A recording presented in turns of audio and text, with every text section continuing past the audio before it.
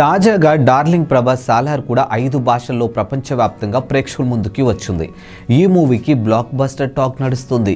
ఇప్పటి వరకు ప్రపంచవ్యాప్తంగా సాలార్ మ్యానియానే నడుస్తుంది. రిలీజ్ అయిన అన్ని థియేటర్లో కూడా ఈ సినిమా పాజిటివ్ టాక్తో దూసుకెళ్తుంది.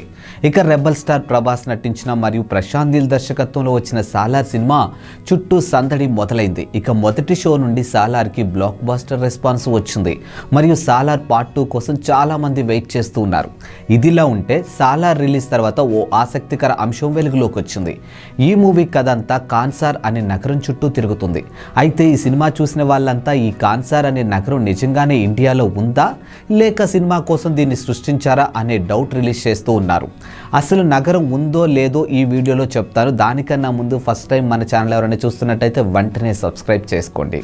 ఇక ఏమాత్రం లేట్ చేయకుండా మ్యాటర్ చూసుకున్నట్టయితే సాలార్ సినిమాలో కాన్సార్ నగరం నిజంగానే ఇండియాలో ఉంది అని చూపించారు. ఇక పాకిస్తాన్, గుజరాత్ మధ్య ఉందని సాలార్ సినిమాలోనూ చూపించారు.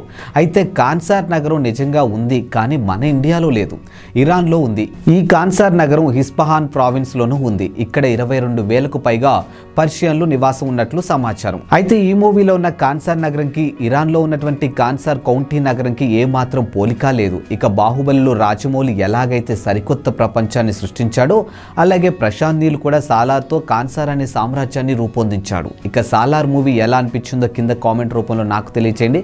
At the same time first time మన ఛానల్ నుండి చూస్తున్నట్టయితే వెంటనే సబ్స్క్రైబ్ చేసుకోండి, లైక్ చేయండి, షేర్ చేయండి, కామెంట్ చేయండి అండ్ పక్కన ఉండి బెల్ ఐకాన్ని క్లిక్ చేయడం మాత్రం అస్సలు మర్చిపోవద్దు.